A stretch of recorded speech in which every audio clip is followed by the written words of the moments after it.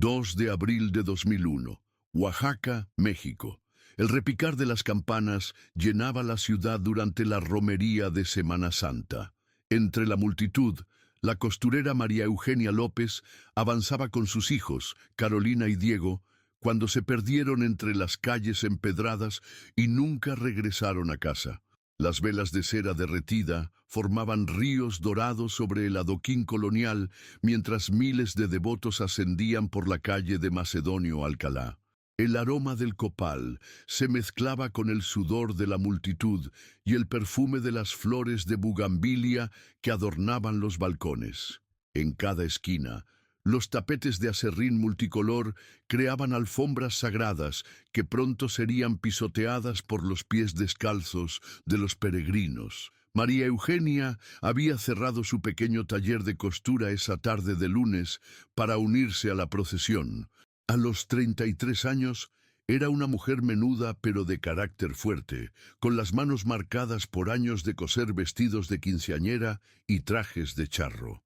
Sus vecinos de la colonia Reforma la conocían como Mague, la costurera que siempre tenía lista la ropa para las festividades importantes y que nunca cobraba de más a las familias humildes. «Pues vámonos, mis niños, que ya empieza la procesión», había dicho esa tarde a Carolina y Diego mientras cerraba con llave la puerta de metal corrugado de su taller.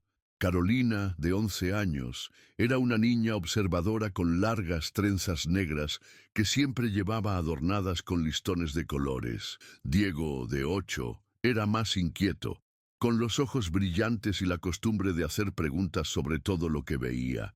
La tarde caía lentamente sobre Oaxaca cuando la familia se dirigió al centro histórico.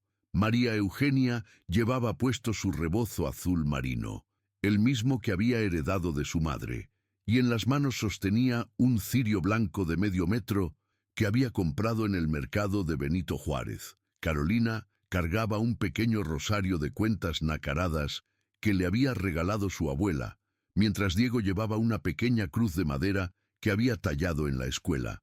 El abuelo de los niños, don Ernesto López, un hombre de 68 años que trabajaba como carpintero en el mercado de artesanías, había decidido quedarse en casa esa tarde.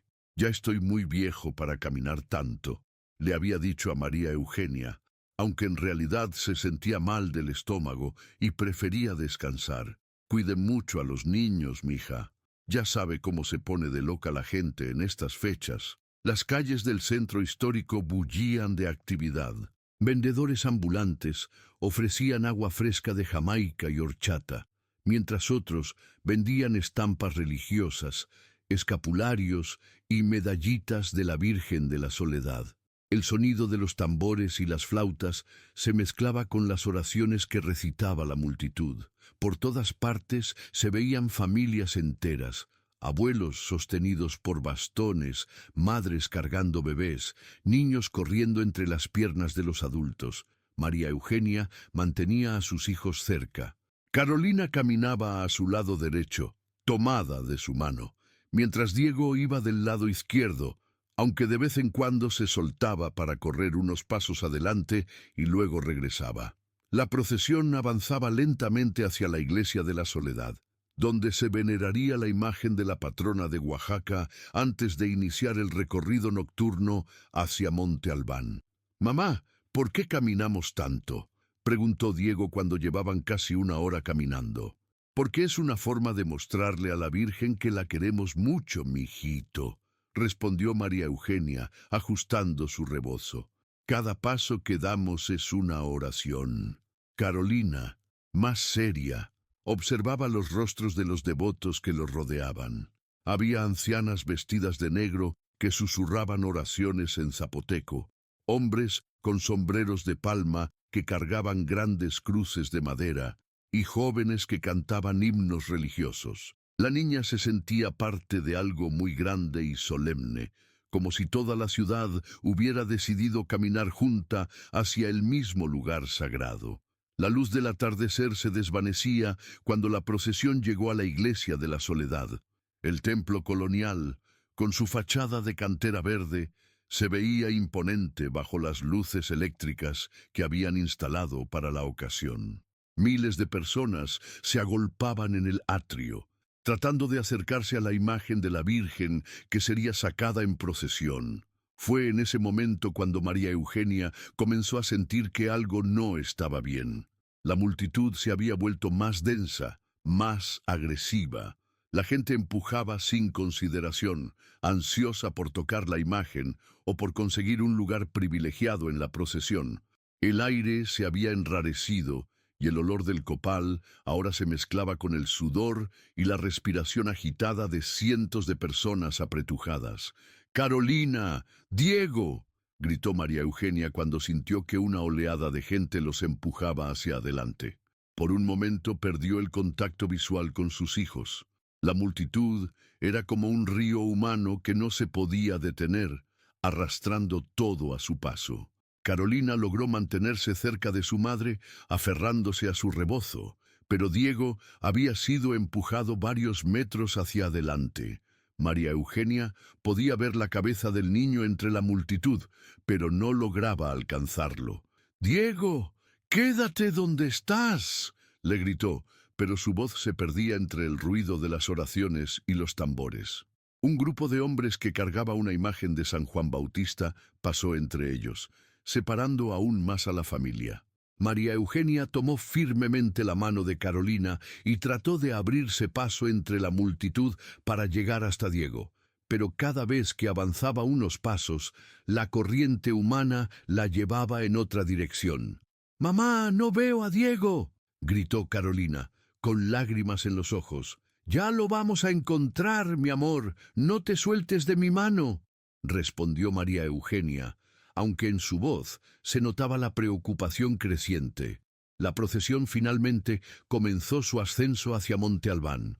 La multitud se estiró como una serpiente luminosa a lo largo de la carretera que llevaba a la zona arqueológica.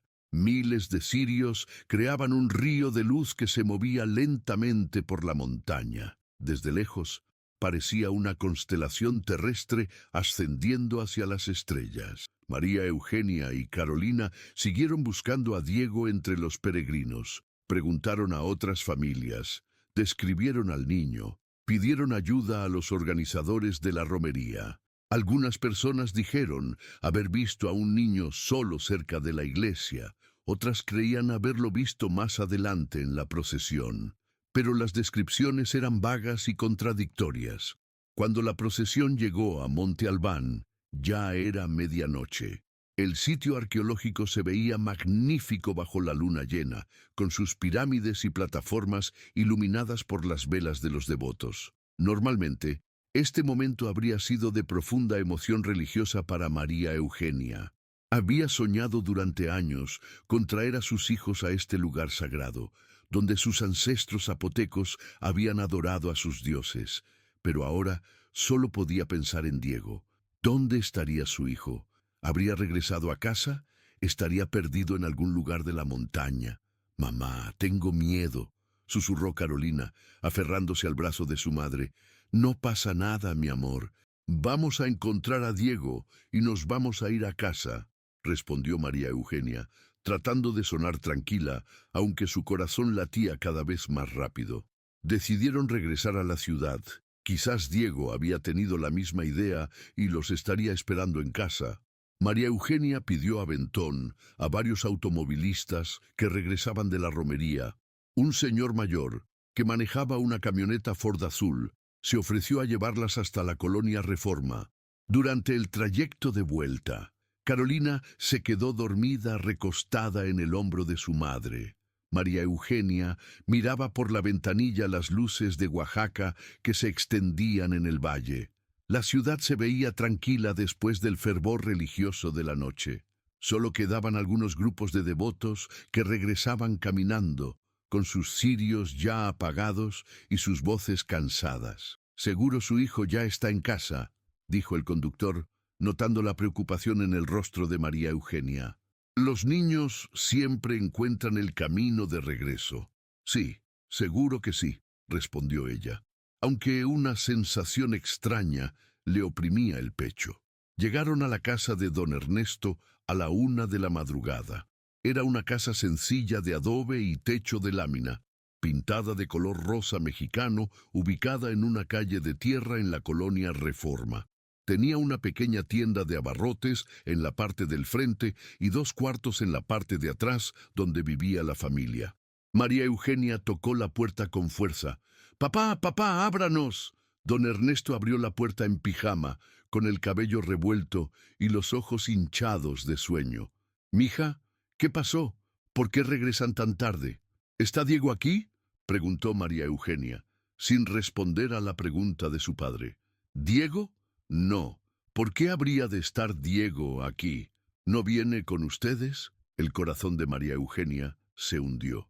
Carolina despertó al escuchar las voces alteradas de los adultos. «Se perdió en la romería», explicó María Eugenia, con la voz quebrada. «Había mucha gente y se nos separó cerca de la Soledad. Pensé que tal vez…». Don Ernesto se vistió inmediatamente. «Vamos a buscarlo. Tal vez se quedó en casa de algún conocido o en la iglesia.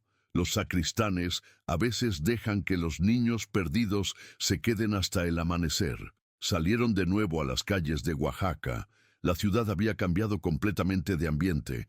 Las calles, que horas antes bullían de actividad religiosa, ahora estaban vacías y silenciosas. Solo se escuchaban los ladridos lejanos de algunos perros y el rumor del viento entre los árboles de los parques. Recorrieron todas las iglesias del centro histórico: La Soledad, Santo Domingo, la Catedral, San Felipe Neri. En cada lugar preguntaron a los sacristanes, a los veladores, a las pocas personas que todavía andaban por las calles. Nadie había visto a Diego. Fueron a la delegación de policía más cercana. El agente de turno, un hombre mayor con bigote gris, lo recibió con cierto fastidio. «¿A qué horas se perdió el niño?». «Como a las 9 de la noche, en la iglesia de la Soledad», respondió María Eugenia. «¿Y hasta ahora vienen a reportarlo?», preguntó el policía con tono de reproche. «Es que pensamos que tal vez había regresado a casa o que se había quedado con algún conocido». El agente tomó los datos básicos. Diego López, 8 años, cabello negro, ojos cafés, vestía pantalón azul marino y camisa blanca. Llevaba una pequeña cruz de madera. Prometió que enviarían patrullas a recorrer la zona, aunque era obvio que no le daba mucha importancia al caso. «Estos niños siempre aparecen», dijo mientras llenaba el reporte. «Se van con algún pariente y no avisan. Ya verá que en unas horas regresa». Pero las horas pasaron y Diego no regresó. El martes 3 de abril amaneció gris y frío en Oaxaca. Don Ernesto organizó un grupo de búsqueda con vecinos, amigos y familiares. Recorrieron mercados, parques, colonias cercanas. Pegaron fotografías de Diego en postes de luz y paredes de tiendas. La imagen del niño sonriente, con su uniforme escolar azul marino, pronto se volvió familiar para muchos oaxaqueños. María Eugenia no comía ni dormía. Se pasaba las horas caminando por las calles, preguntando a cada persona que se encontraba si había visto a su hijo. Carolina no quería separarse de su madre ni por un momento, como si temiera que ella también pudiera desaparecer. «Mamá, ¿Diego se va a perder para siempre?», preguntó la niña el miércoles por la noche. «No, mi amor, lo vamos a encontrar. Tu hermano es muy inteligente, él sabe cuidarse». Pero en el fondo, María Eugenia comenzaba a temer lo peor. El jueves 5 de abril, 3 días después de la desaparición, recibieron una llamada que les dio esperanza. Una señora del mercado Benito Juárez decía haber visto a un niño que correspondía con la descripción de Diego.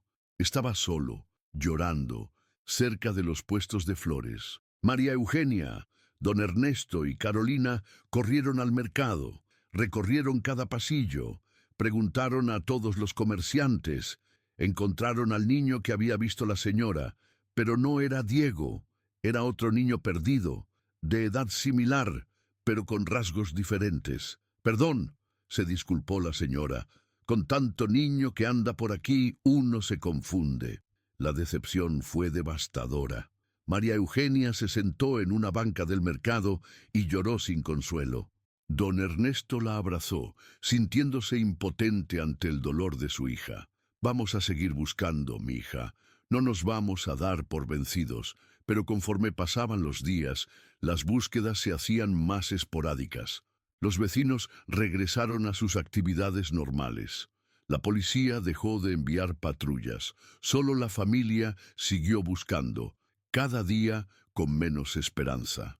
Una semana después de la desaparición, el sábado 14 de abril, María Eugenia tomó una decisión que sorprendió a todos. «Voy a ir a Monte Albán a buscar a Diego», anunció esa mañana. «¿Para qué, mija?», preguntó don Ernesto. «Ya fuimos varias veces. Los guardias del sitio arqueológico ya nos conocen. Es que tengo la sensación de que él está allá arriba. No sé por qué, pero siento que tengo que ir».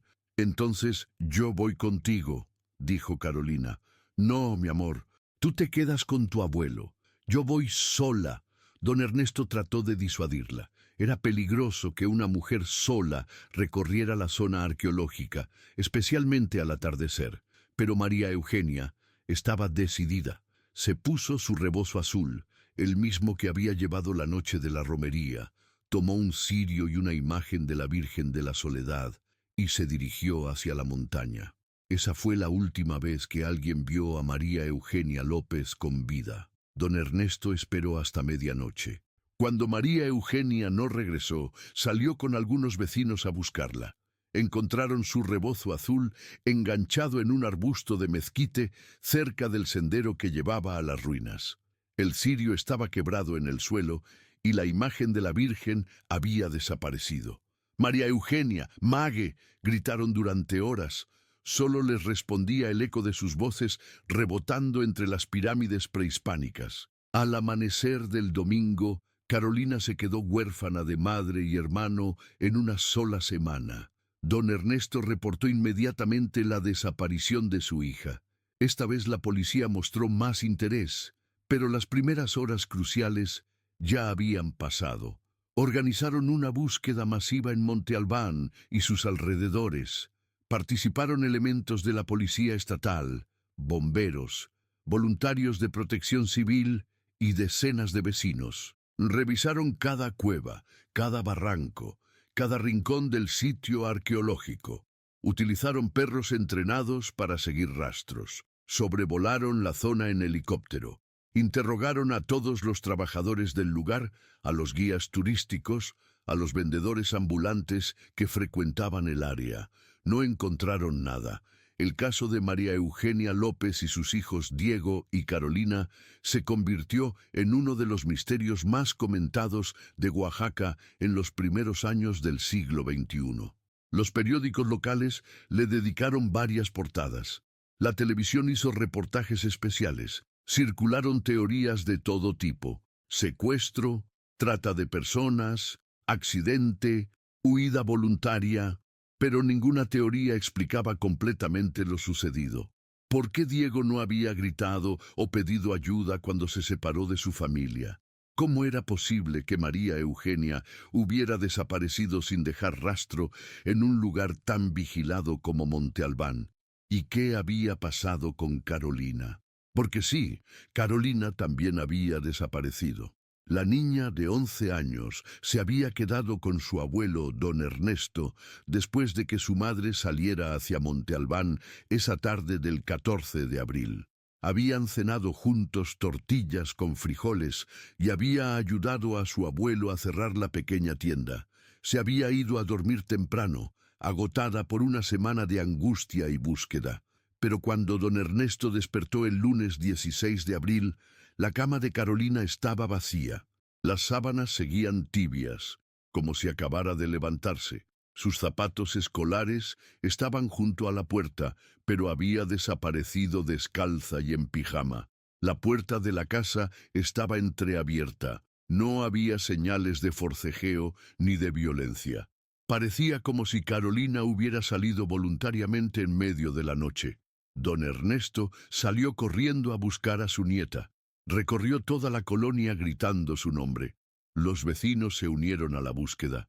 Revisaron azoteas, patios, lotes baldíos. Preguntaron en cada casa si alguien había visto a la niña. Nadie había visto nada. Nadie había escuchado nada. En menos de 2 semanas, don Ernesto López había perdido a toda su familia. ¿Qué puede quebrar más a un hombre de 68 años que perder a 3 generaciones de su familia en 15 días? Don Ernesto López se convirtió en un fantasma que deambulaba por las calles de Oaxaca. Sus manos de carpintero, acostumbradas a crear y construir, ahora temblaban cuando intentaba sostener una taza de café. Los vecinos de la colonia Reforma lo veían pasar cada mañana con la misma ropa arrugada, los ojos hundidos y una fotografía familiar que mostraba a todo el que quisiera escuchar. Eran mi mundo entero, repetía con voz ronca. María Eugenia, mis nietos, todo se me fue en un suspiro. La búsqueda de la familia López se había convertido en la obsesión de don Ernesto. Cada amanecer pegaba carteles nuevos en postes de luz, mercados y paradas de autobuses. La imagen de María Eugenia con su rebozo azul, Carolina con sus trenzas adornadas de listones y Diego con su sonrisa traviesa se multiplicó por toda la ciudad como un grito silencioso pidiendo ayuda. El comandante Raúl Mendoza, encargado del caso en la policía estatal, recibía a don Ernesto 3 veces por semana en su oficina del centro. Era un hombre corpulento de 50 años, con bigote canoso y la paciencia gastada por décadas de casos sin resolver. Don Ernesto, entiendo su desesperación, le decía mientras revisaba el expediente que cada día se hacía más grueso. Pero hemos agotado todas las líneas de investigación. No hay testigos, no hay evidencia física, no hay pistas concretas. Pero tienen que estar en algún lado, insistía el abuelo, golpeando suavemente la mesa con sus manos nudosas. La gente no desaparece así como así.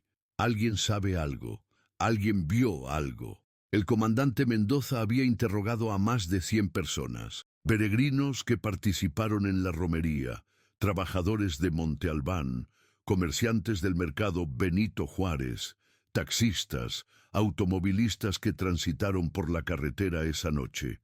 Había revisado las grabaciones de las pocas cámaras de seguridad que existían en el centro histórico en el año 2001. Había coordinado rastreos con perros especializados en 3 ocasiones diferentes. Los resultados siempre eran los mismos. Nada. Es como si se los hubiera tragado la tierra, comentó en una ocasión el teniente Sánchez, su segundo al mando. La teoría oficial más aceptada era que la familia había sido víctima de un secuestro. En esos años, los levantones eran frecuentes en Oaxaca, especialmente durante las fiestas religiosas, cuando circulaba mucho dinero en efectivo. Pero los López no tenían recursos económicos. María Eugenia era una costurera de barrio, don Ernesto un carpintero del mercado de artesanías. ¿Qué sentido tenía secuestrar a una familia humilde? Otra teoría sugería que María Eugenia había huido voluntariamente con sus hijos para escapar de algún problema personal. Algunos rumores maliciosos insinuaban que tenía deudas o que mantenía una relación amorosa secreta, pero quienes conocían realmente a la familia desechaban esta posibilidad. María Eugenia era una mujer devota, trabajadora y dedicada completamente a sus hijos y a su padre. La hipótesis más dolorosa, que nadie se atrevía a verbalizar completamente, era que los 3 habían muerto en algún accidente en Monte Albán, y sus cuerpos habían caído en alguna barranca profunda o cueva inexplorada. La zona arqueológica tenía cientos de cavernas naturales y estructuras subterráneas que no habían sido completamente mapeadas. Pero entonces, ¿por qué no se habían encontrado ni siquiera fragmentos de ropa o pertenencias personales? Conforme pasaban las semanas, la atención mediática comenzó a disminuir. Los periódicos dejaron de publicar actualizaciones del caso. La televisión local se enfocó en otras noticias. La policía redujo los recursos destinados a la búsqueda. El expediente de la familia López se archivó en un mueble metálico junto a docenas de otros casos sin resolver. Solo don Ernesto mantuvo viva la llama de la esperanza. El carpintero dejó de trabajar en el mercado de artesanías.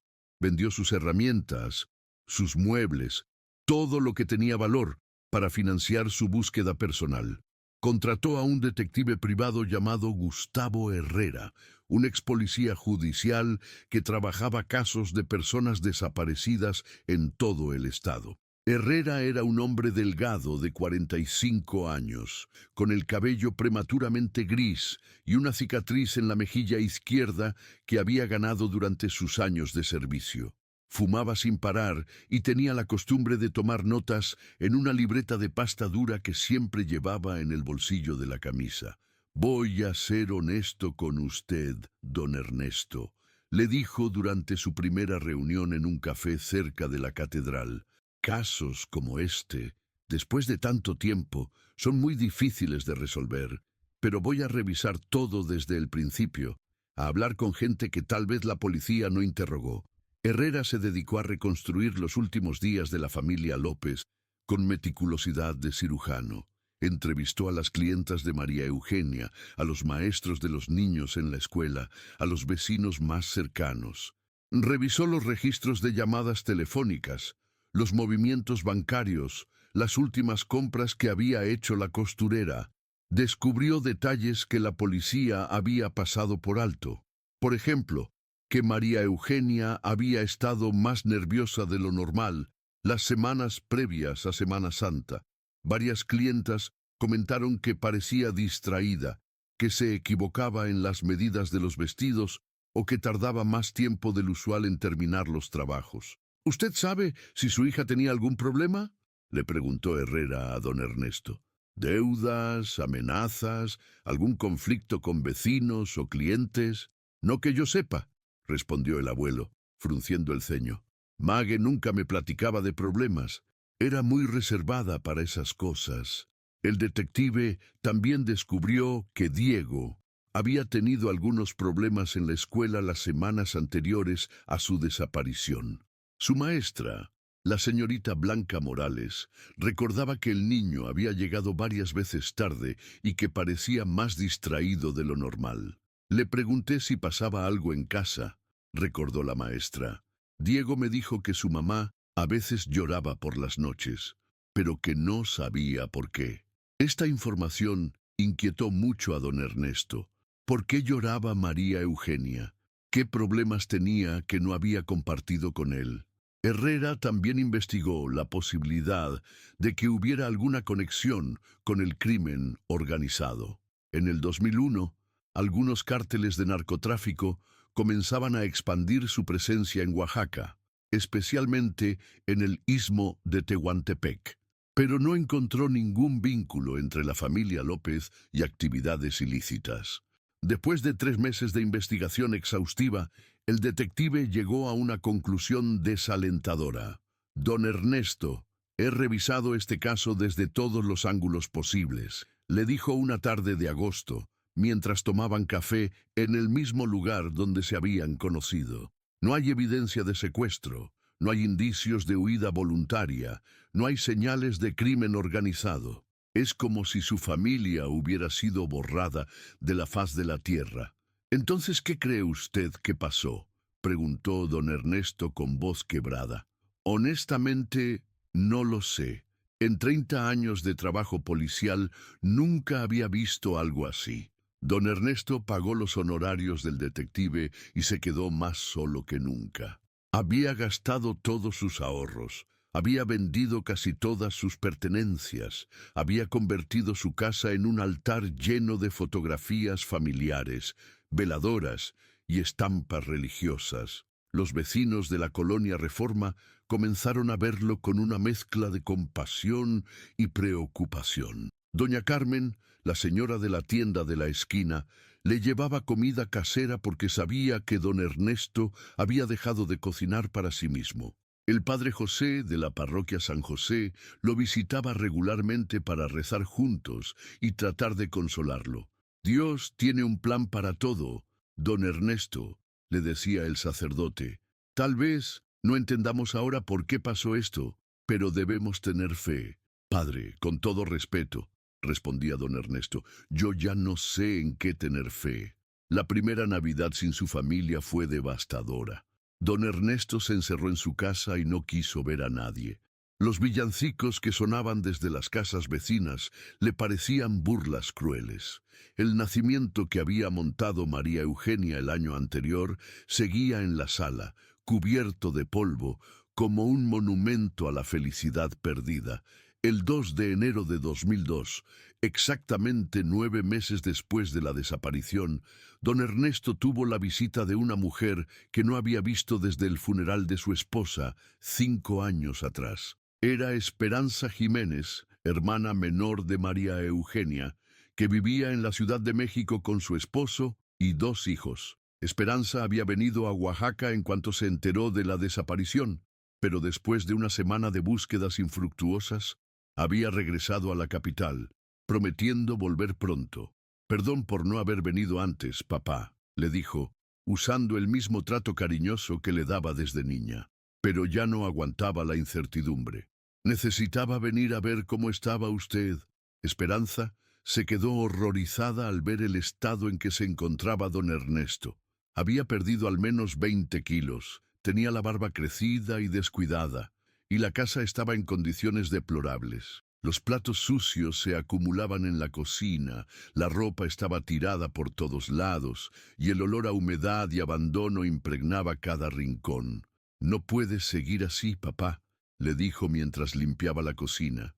María Eugenia no querría verlo destruido de esta manera. «Es que no sé cómo seguir viviendo sin ellos», respondió don Ernesto, sentado en su silla de siempre, mirando las fotografías familiares que cubrían la mesa del comedor. Esperanza se quedó una semana en Oaxaca. Limpió la casa, cocinó comidas nutritivas para su padrastro, lo convenció de bañarse y cortarse la barba. También visitó la comandancia de policía para preguntar sobre el avance del caso. «No hay novedades», les informó el comandante Mendoza. «El expediente sigue abierto, pero ya no hay líneas activas de investigación. ¿Y van a dejarlo así? ¿Van a olvidarse de mi hermana y mis sobrinos como si nunca hubieran existido? Señorita, entiendo su dolor, pero hemos hecho todo lo que está en nuestras manos. Si aparece nueva información, por supuesto que reactivaremos la búsqueda». Esperanza regresó a la Ciudad de México con el corazón partido, pero prometió a don Ernesto que regresaría cada pocos meses para acompañarlo. También le dejó dinero para que pudiera subsistir sin vender más pertenencias. Los años siguientes establecieron una rutina melancólica en la vida de don Ernesto. Cada 2 de abril, aniversario de la desaparición, organizaba una misa en la parroquia San José en memoria de su familia.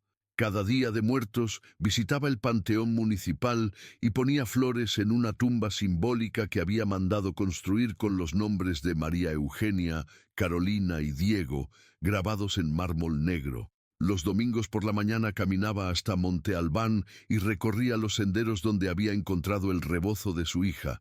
Los guardias del sitio arqueológico ya lo conocían y lo dejaban pasar sin problemas.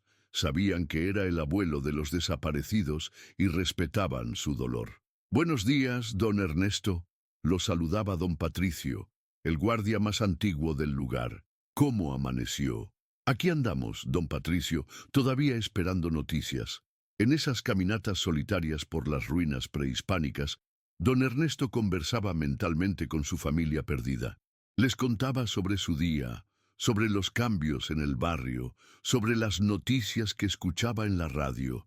A veces se sentaba en una de las plataformas ceremoniales y lloraba sin consuelo, dejando que el viento de la montaña secara sus lágrimas. «¿Dónde están, mijitos?», preguntaba al aire. «¿Por qué no me dan una señal, aunque sea pequeñita, para saber que están bien?» Los turistas que visitaban Monte Albán a menudo veían a este anciano solitario caminando entre las pirámides con flores en las manos y una expresión de profunda tristeza en el rostro.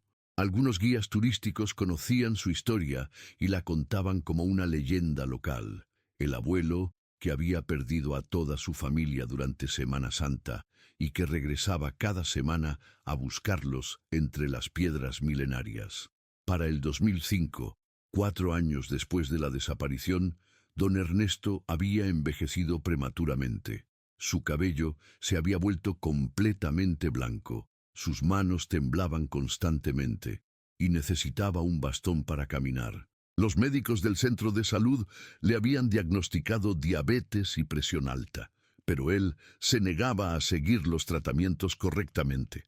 ¿Para qué me cuido?, le decía al doctor Ramírez, si ya no tengo por qué vivir.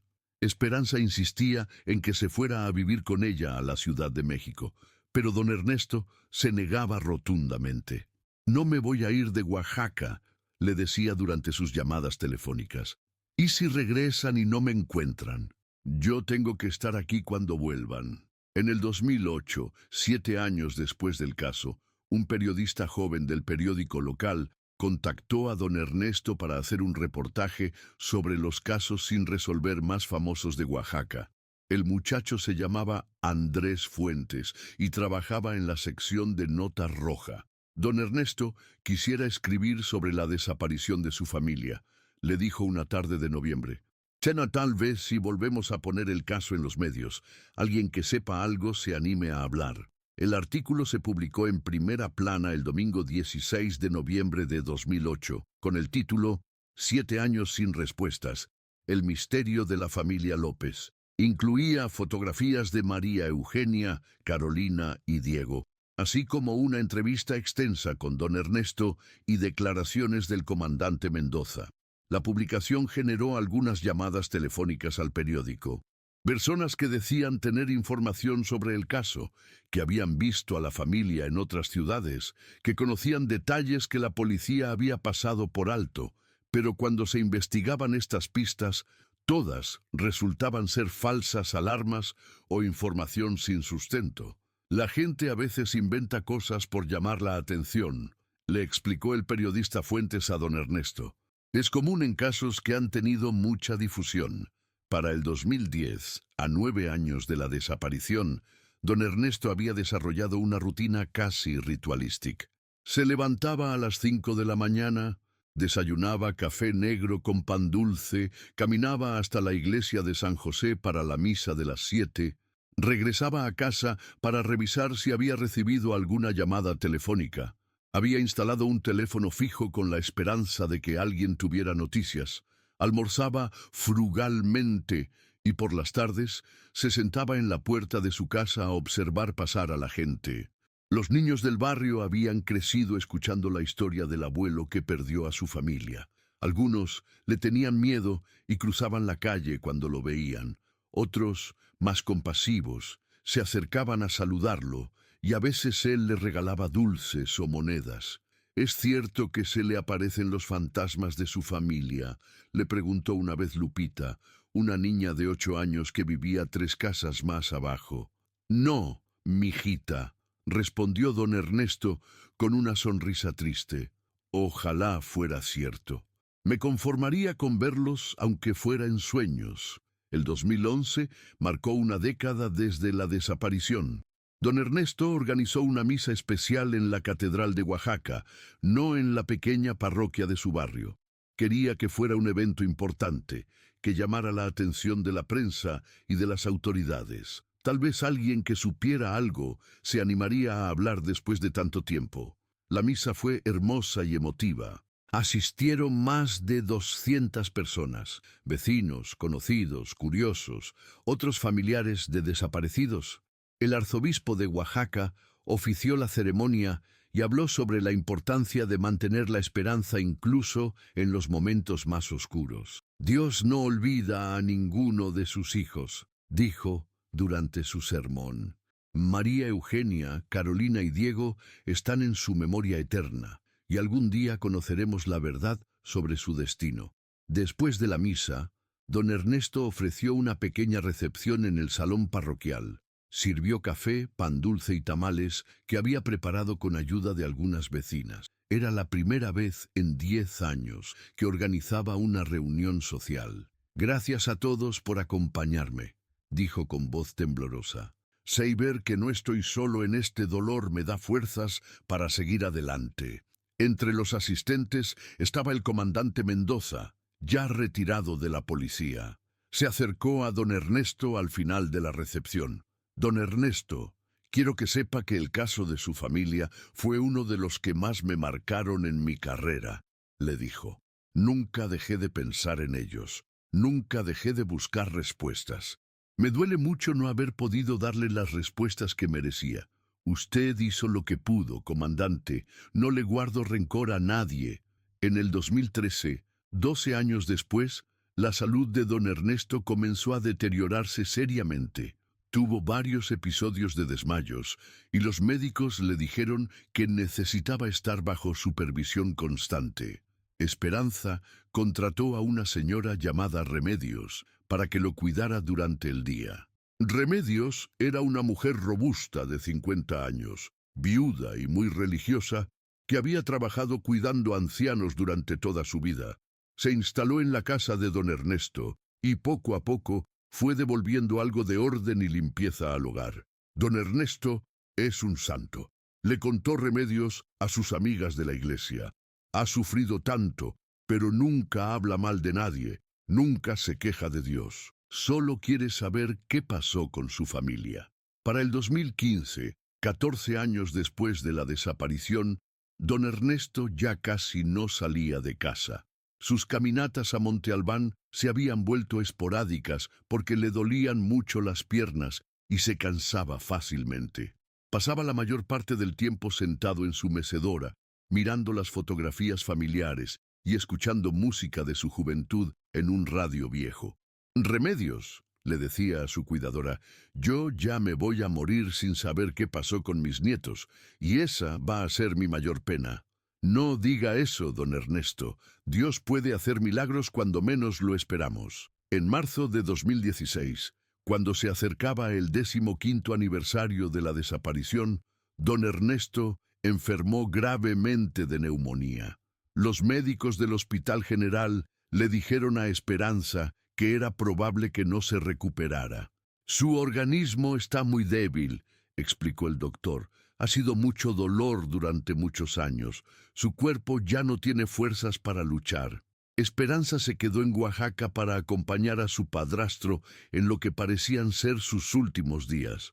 Don Ernesto deliraba con frecuencia debido a la fiebre alta. En sus delirios, hablaba con María Eugenia, con Carolina y con Diego como si estuvieran presentes en la habitación del hospital. Ya vienen por mí, les decía a las enfermeras. Ya veo a mi familia que viene por mí. Pero milagrosamente, don Ernesto se recuperó. A principios de abril, justo cuando se cumplían 15 años de la desaparición, su estado de salud mejoró lo suficiente como para regresar a casa. Todavía no me puedo ir, le dijo a Esperanza el día que salió del hospital. Siento que algo va a pasar. Siento que pronto voy a tener noticias de ellos. Esperanza pensó que eran fantasías de un anciano enfermo, pero no quiso contradecirlo. Su padrastro había sufrido demasiado como para quitarle las pocas esperanzas que le quedaban. Lo que ninguno de los dos sabía era que don Ernesto tenía razón. A pocas semanas de esa conversación, un descubrimiento casual en las ruinas de Monte Albán iba a cambiar para siempre la historia de la familia López y a responder preguntas que habían permanecido sin respuesta durante 15 largos años. Javier Morales nunca imaginó que una grieta en la pared de piedra cambiaría para siempre la historia más dolorosa de Oaxaca.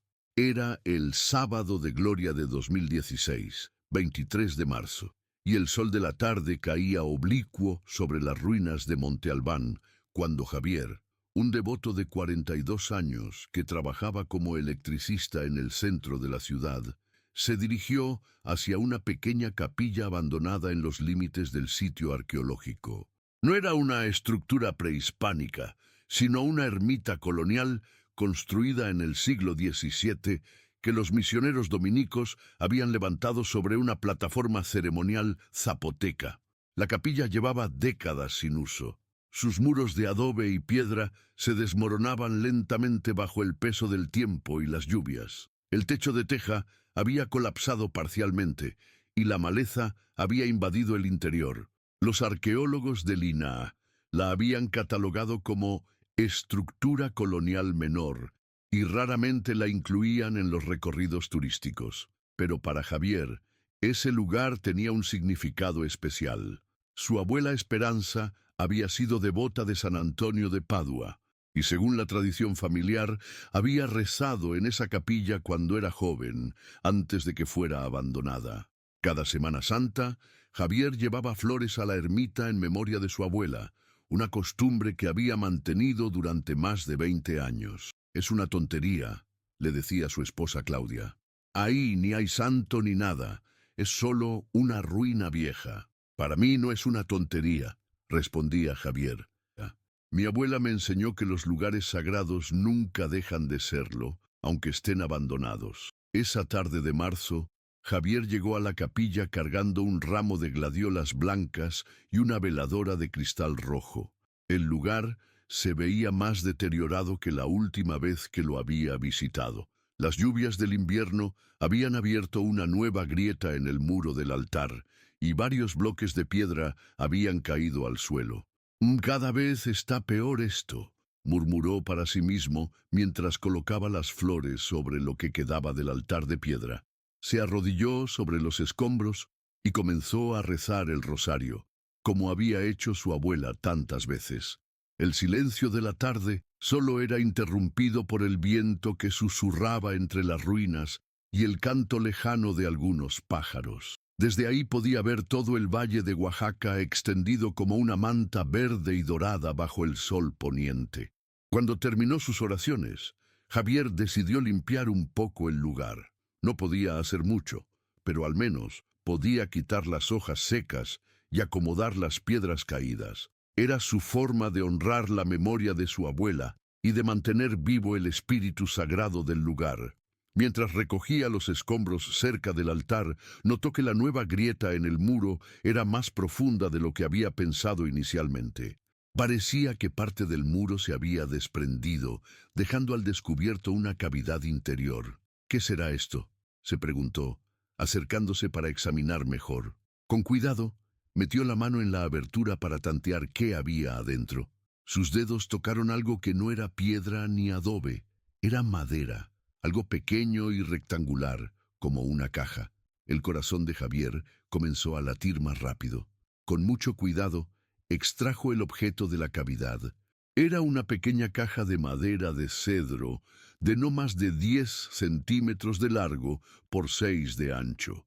Estaba tallada con motivos florales y tenía una pequeña cerradura dorada que se había oxidado con el tiempo.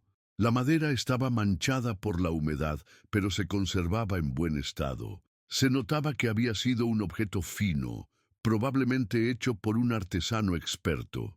En la tapa había una inscripción grabada a mano que era difícil de leer debido al deterioro, pero Javier pudo distinguir algunas letras: M.E.L.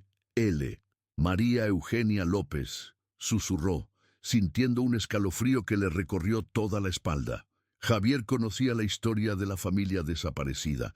Todo Oaxaca la conocía. Había crecido escuchando el relato de la costurera y sus hijos que se habían esfumado durante la romería de Semana Santa del 2001.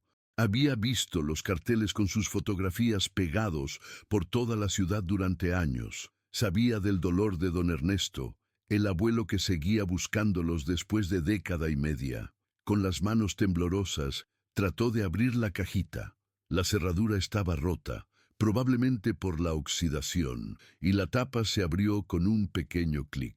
Adentro, envueltos en un pedazo de tela blanca que alguna vez había sido inmaculada, había 2 objetos que hicieron que Javier se quedara sin aliento. El primero era un anillo de oro blanco con una pequeña piedra azul en el centro. Era sencillo, pero elegante, claramente un anillo de compromiso o de matrimonio. El segundo era un rosario infantil de cuentas nacaradas, pequeño y delicado, del tipo que usan los niños para su primera comunión. Javier recordó inmediatamente las descripciones que habían aparecido en los periódicos años atrás. María Eugenia llevaba puesto su anillo de matrimonio la noche que desapareció, y Carolina, su hija de 11 años, Había salido de casa con su rosario de primera comunión colgando del cuello. «¡Dios mío!», murmuró Javier, sintiendo que las piernas le temblaban. «¡Dios mío santo!».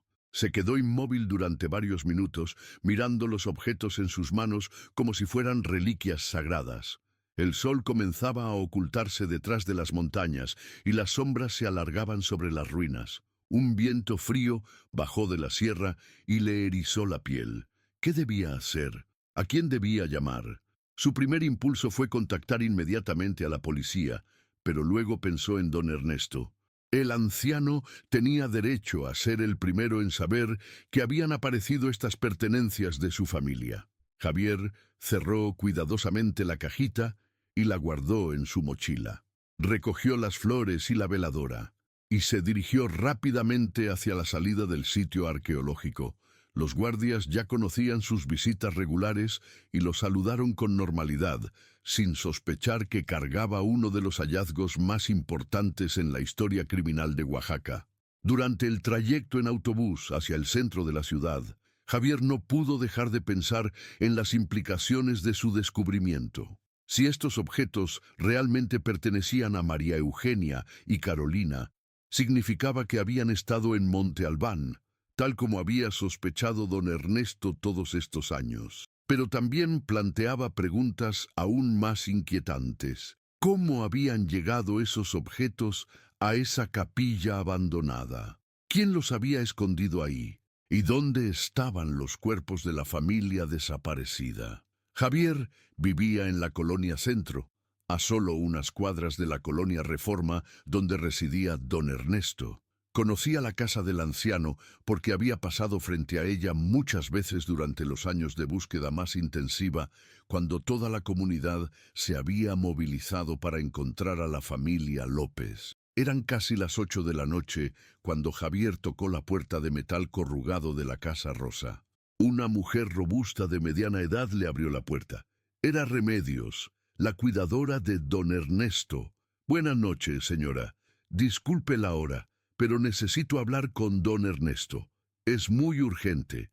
Tengo algo que pertenecía a su familia». Remedios lo miró con desconfianza. Durante los años, muchas personas habían llegado a esa casa con supuestas pistas o información sobre la familia desaparecida. La mayoría eran charlatanes, curiosos o personas con problemas mentales que inventaban historias para llamar la atención. «¿Qué es lo que tiene?», preguntó sin invitarlo a pasar. Javier sacó la cajita de madera de su mochila y se la mostró. «Encontré esto en Monte Albán, en una capilla abandonada. Tiene las iniciales M, E, L, y adentro hay un anillo y un rosario que creo que pertenecían a María Eugenia y a Carolina». Los ojos de Remedios se abrieron como platos. Sin decir palabra, abrió la puerta completamente y le hizo señas de que entrara. Don Ernesto gritó hacia el interior de la casa: «Venga acá, por favor. Hay una persona que dice que encontró algo de su familia». Don Ernesto apareció en la sala apoyado en su bastón. A los 83 años estaba muy frágil, pero su mente seguía clara. Cuando vio a Javier sosteniendo la cajita de madera, sus ojos se iluminaron con una intensidad que Remedios no había visto en años. «¿Qué es eso, joven?». Javier le explicó cómo había encontrado la cajita, dónde exactamente estaba escondida, y le mostró el contenido. Don Ernesto tomó el anillo con manos temblorosas y se lo acercó a los ojos para examinarlo mejor. «Es el anillo de Mague», susurró con voz quebrada. «Es el anillo que le dio el papá de los niños cuando se comprometieron. Yo estuve presente cuando se lo puso por primera vez». Luego tomó el rosario y lo acarició suavemente. «Y este es el rosario de Carolina.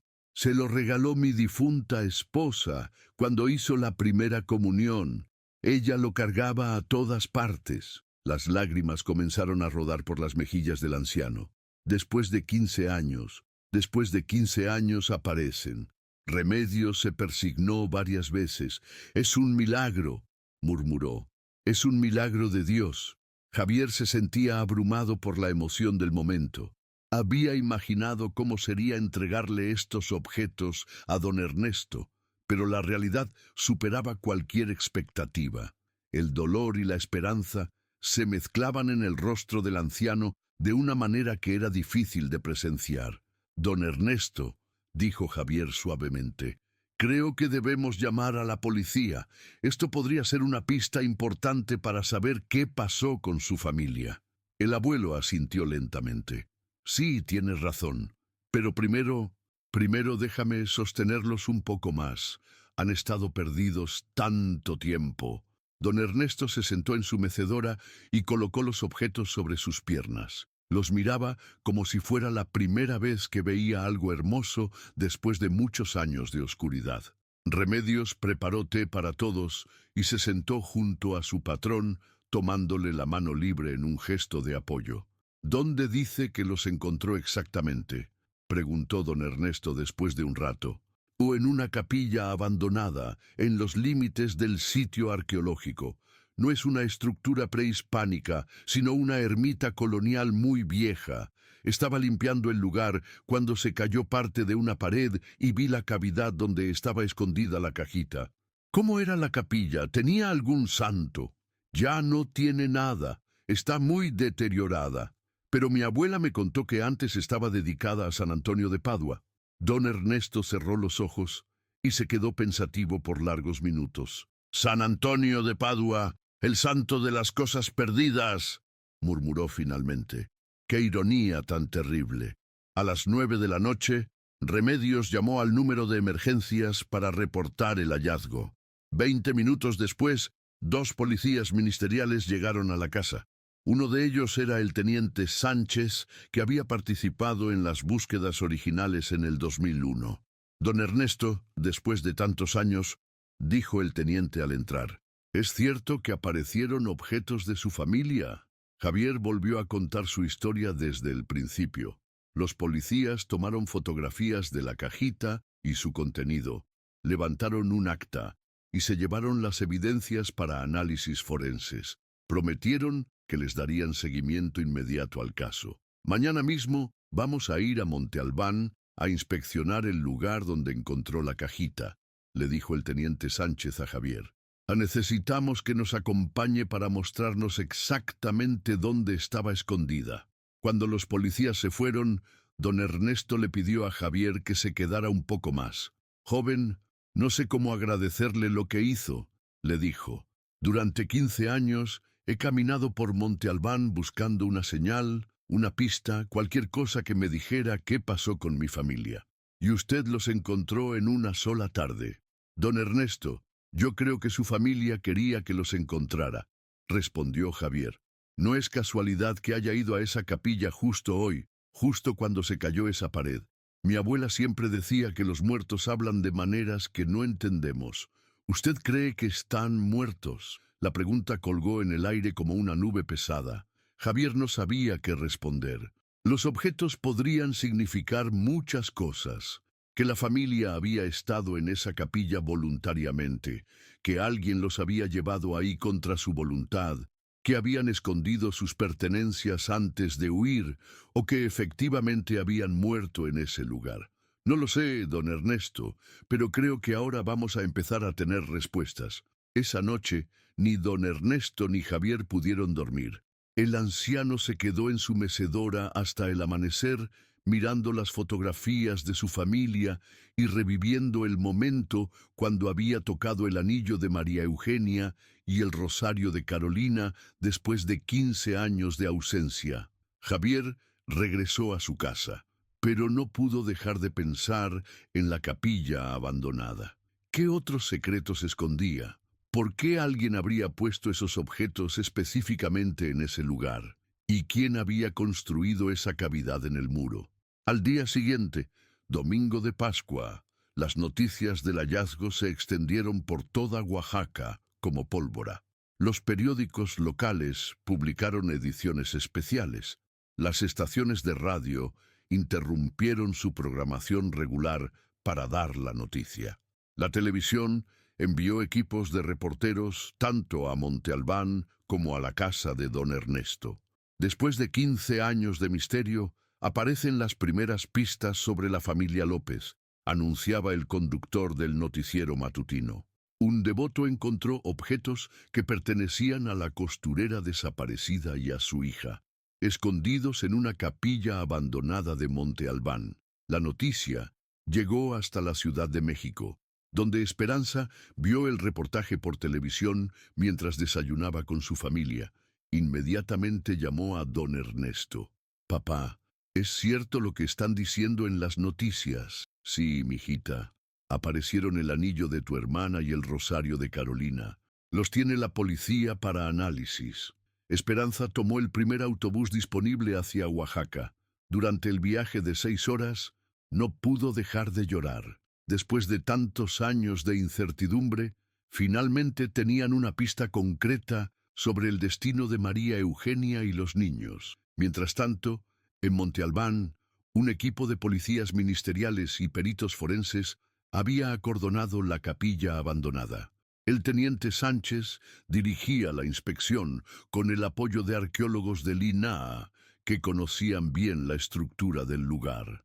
«La cavidad donde estaba la cajita no es natural», informó el perito especialista en construcciones. «Fue hecha ex profeso, probablemente con herramientas de albañilería. Alguien abrió el muro, puso la cajita y lo selló de nuevo». ¿Cuándo pudo haberse hecho eso? Es difícil saberlo sin análisis más detallados, pero por el tipo de deterioro y los materiales utilizados, diría que fue hace varios años, tal vez 10 o 15. El hallazgo en la capilla colonial generó más preguntas que respuestas, pero había reavivado el caso de la familia López de una manera espectacular. Después de década y media de silencio, el misterio más doloroso de Oaxaca había vuelto a cobrar vida, y esta vez parecía que iba a haber respuestas. El martes 29 de marzo de 2016, 3 días después del hallazgo en Monte Albán, el teléfono de la comandancia ministerial sonó a las 7:30 de la mañana con una llamada que cambiaría para siempre la investigación del caso López. «Comandancia, soy Teodora Vázquez. Necesito hablar urgentemente con el oficial que está a cargo del caso de la familia que desapareció en el 2001. Tengo información muy importante». La voz era de una mujer mayor, nerviosa, pero decidida. El oficial de turno la transfirió inmediatamente con el teniente Sánchez, quien había sido designado como responsable de la investigación reactivada. «Señora Vázquez, soy el teniente Sánchez. ¿Qué información tiene sobre la familia López? Prefiero hablar en persona, señor oficial. Lo que tengo que contarle no es para decirlo por teléfono. ¿Puedo ir a verlo esta mañana?» «Por supuesto. La espero a las 10». Teodora Vázquez llegó puntualmente a la comandancia. Era una mujer de 78 años, pequeña y encorvada, vestida completamente de negro y con un rebozo que le cubría parcialmente la cabeza. Caminaba despacio, apoyándose en un bastón de madera, y llevaba una bolsa de plástico en la mano libre. El teniente Sánchez la recibió en su oficina junto con el comandante Herrera, su superior jerárquico, y una oficial especializada en víctimas que grababa la conversación. «Señora Vázquez, ¿cómo puede ayudarnos?». La anciana se acomodó en la silla de plástico frente al escritorio y puso su bolsa sobre las piernas. Respiró profundamente varias veces antes de hablar. «Yo era la cocinera de la familia Montoya durante 40 años. Trabajaba en su casa grande de la colonia Centro, cerca del templo de Santo Domingo. Los Montoya eran gente muy rica, tenían varias propiedades en Oaxaca y en otras partes del país». Los policías intercambiaron miradas. La familia Montoya era conocida en la ciudad. Habían hecho su fortuna con haciendas ganaderas y después habían diversificado sus negocios hacia bienes raíces y construcción. «Don Emiliano Montoya era el patriarca de la familia», continuó Teodora. «Un hombre muy poderoso, pero también muy complicado. Tenía mal carácter, especialmente cuando tomaba, y tomaba mucho». «¿Qué relación tenía la familia Montoya con los López desaparecidos?», preguntó el comandante Herrera. Teodora guardó silencio por un momento, como si reuniera valor para continuar. «Ramón Montoya, el hijo menor de don Emiliano, conocía a María Eugenia López. Ella le cosía ropa a su esposa, la señora Patricia. Ramón era un hombre casado, tenía 2 hijos, pero la anciana se detuvo y bajó la mirada. ¿Pero qué, señora? Ramón se había enamorado de María Eugenia, la molestaba mucho, le decía que se fuera a vivir con él, que él se encargaría de mantenerla a ella y a sus hijos. María Eugenia siempre le decía que no, que ella era una mujer decente y que no quería nada con hombres casados. El teniente Sánchez tomaba notas rápidamente. Esta era la primera vez en 15 años que aparecía una conexión concreta entre la familia desaparecida y alguien específico. ¿Cómo sabe usted todo esto? Porque yo estaba ahí, oficial. En esa casa yo veía todo y escuchaba todo. Los patrones no se cuidaban de hablar delante de mí, como si yo fuera parte de los muebles. Y María Eugenia me contaba cosas cuando venía a entregar la costura. Estaba muy preocupada por el acoso de Ramón. ¿Cuándo comenzó ese acoso? Como desde principios del 2001. Al principio él solo le decía piropos cuando ella iba a la casa, pero después se puso más insistente. Un día la siguió hasta su taller y le dijo que si no aceptaba estar con él, le iba a quitar a los niños. El comandante Herrera se inclinó hacia adelante en su silla. ¿Le dijo eso textualmente? Sí, señor. María Eugenia llegó muy alterada a la casa y me contó. Señor Ateo, me dijo, ese hombre me da mucho miedo. Dice que tiene muchas influencias y que puede hacer que me quiten a Carolina y a Diego si no me voy con él. ¿Y qué pasó la noche de la desaparición?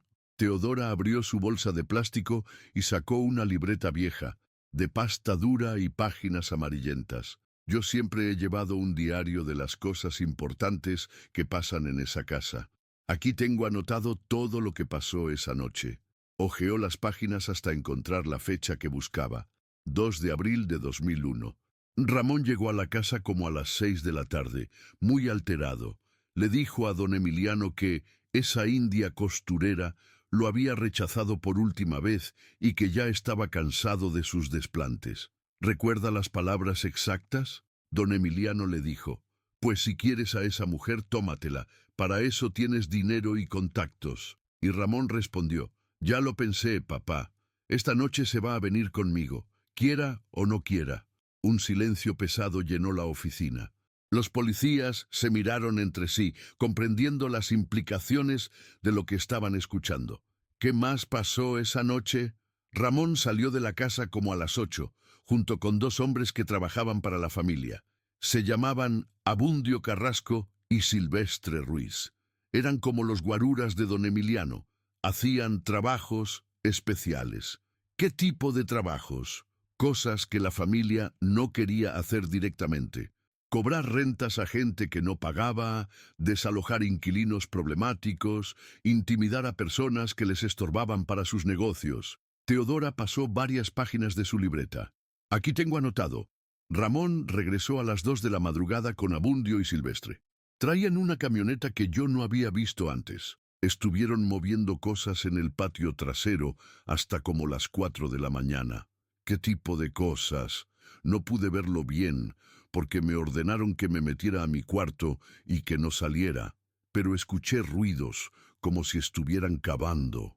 El comandante Herrera sintió que se le erizaba la piel. Señora Vázquez, ¿está usted diciéndonos que cree que enterraron algo en el patio de la casa Montoya esa noche?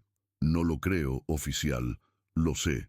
Al día siguiente, cuando salí a limpiar el patio, había tierra removida cerca del árbol de aguacate, y Ramón me amenazó. Me dijo que si yo abría la boca sobre lo que había visto o escuchado, me iba a ir muy mal. ¿Por qué no reportó esto antes? Las lágrimas comenzaron a rodar por las mejillas arrugadas de Teodora. Porque tenía miedo, señor oficial. Los Montoya eran muy poderosos. Tenían amigos en la policía, en el gobierno, en todas partes. ¿Quién me iba a creer a mí, una simple cocinera? ¿Y por qué decide contarlo ahora? Porque don Emiliano murió el año pasado. Ramón se mudó a Puebla hace 5 años. Abundio Carrasco murió en un accidente hace 3 años. Y cuando vi en las noticias que habían encontrado las pertenencias de esa pobre familia, ya no pude seguir callada. El teniente Sánchez dejó de escribir y miró fijamente a la anciana. Señora, lo que nos está contando es muy grave. Está acusando a la familia Montoya de secuestro y posible homicidio. Yo solo estoy contando lo que vi y lo que escuché. Ustedes son los que tienen que investigar si es cierto o no. Teodora se quedó callada por un momento y luego sacó algo más de su bolsa. Era una pequeña cruz de madera tallada a mano. Esto lo encontré en el patio al día siguiente, cerca de donde habían estado cavando. Es igualita a las que hacían los niños en la escuela para Semana Santa. El comandante Herrera tomó la cruz y la examinó cuidadosamente. Era muy similar a la que, según el reporte original, llevaba Diego López la noche de su desaparición. Señora Vázquez, necesitamos que nos acompañe a la casa de los Montoya para mostrarnos exactamente dónde vio que estaban cavando. La casa ya no es de ellos, respondió Teodora. La vendieron después de que murió don Emiliano. Ahora vive ahí una familia que no tiene nada que ver con todo esto. No importa, necesitamos investigar el lugar. La inspección de la antigua casa Montoya se realizó esa misma tarde.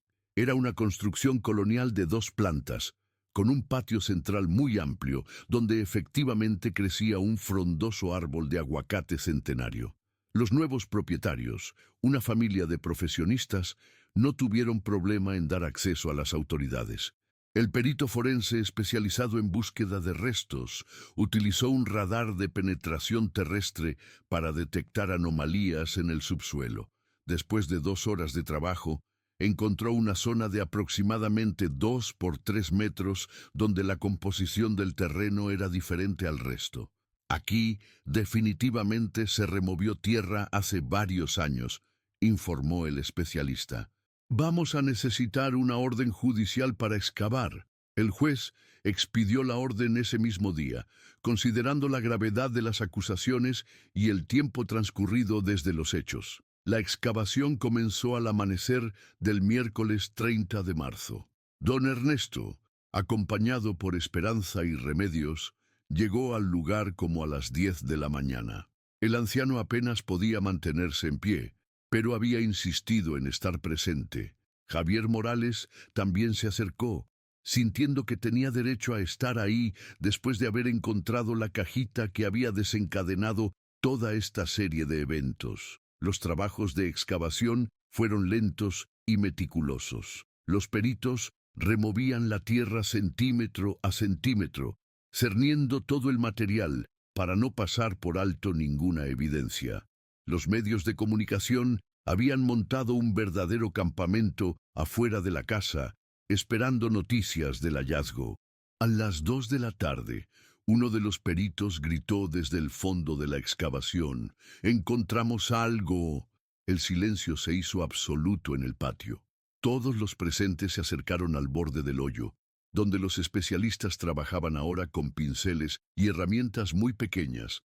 Primero aparecieron restos de tela, fragmentos de un rebozo azul marino y pedazos de ropa infantil. Luego, los huesos. Don Ernesto se desplomó en los brazos de Esperanza cuando el médico forense confirmó que habían encontrado los restos de 3 personas, una mujer adulta y 2 menores de edad. «Papá, al fin los encontramos», susurró Esperanza entre sollozos. «Al fin podemos llevarlos a casa». Los análisis forenses posteriores confirmaron que los restos pertenecían a María Eugenia López, Carolina y Diego.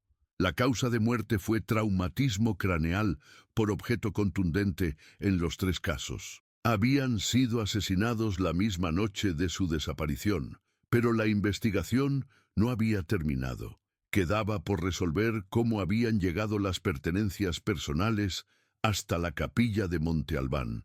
La respuesta llegó una semana después, cuando Silvestre Ruiz, el único sobreviviente de los hombres que habían participado en el crimen, se presentó voluntariamente en la comandancia.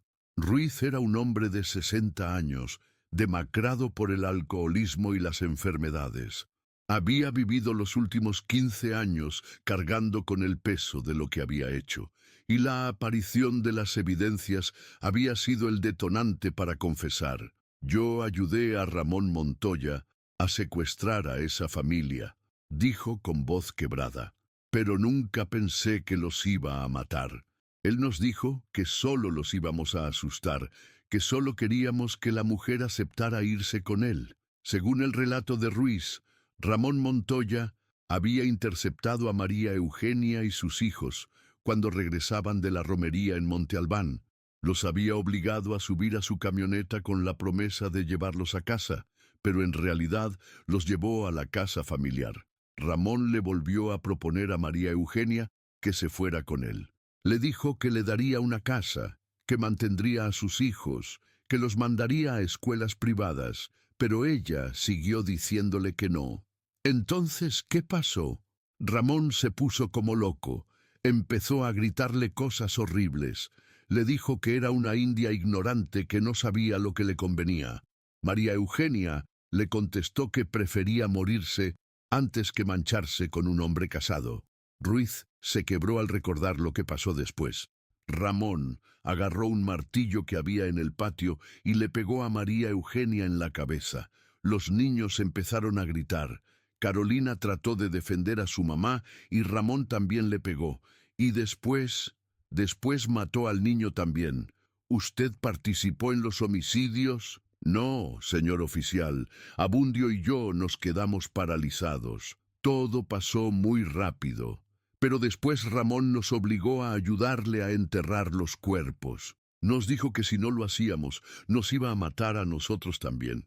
¿Y las pertenencias que se encontraron en Monte Albán? Eso fue idea mía, confesó Ruiz. Cuando estábamos revisando las cosas de la familia antes de enterrarlos, se me ocurrió que si algún día descubrían los cuerpos, necesitábamos que hubiera evidencia en otro lugar para confundir a las autoridades. ¿Por qué específicamente en esa capilla? Porque sabíamos que María Eugenia y sus hijos habían estado en Monte Albán esa noche.